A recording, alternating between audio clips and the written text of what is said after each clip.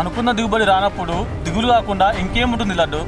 అయ్యో, మంచి సీడ్ పెట్టినావు, 2-3 సార్ల మందు కొట్టినావు, పొద్దంతా పొలంలోనే పనిచేసినావు, అయినా మంచి దిగుబడి రాకపోవడం ఏంటి మావయ్య? అదే అర్థం కావట్లేదు లడ్డు. ఇందులో అర్థం కాకపోవడానికి ఏముందన్న? నీ భూమిలో లఘు లేనప్పుడు నువ్వు ఎంత మంచి సీడ్ తెచ్చి పెట్టుకున్నా, ఎన్ని మందులు కొట్టుకున్నా ఏం ప్రయోజనం ఉంటుంది చెప్పు?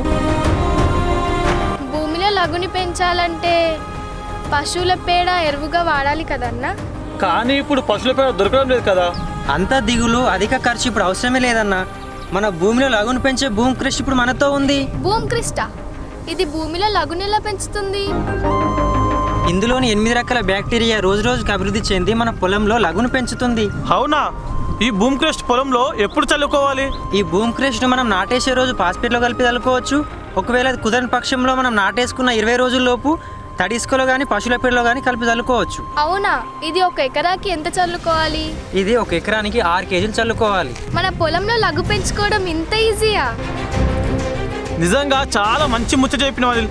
నేను కూడా ఈ భూమి క్రస్ట్ చల్లుకొని నా పొలంలో లఘును పెంచుకొని మంచి దిగుబడి సాధిస్తా. భూమి క్రస్ట్ వాడండి, భూమిలో లఘును పెంచుకోండి. అది దిగుబడి పొందండి.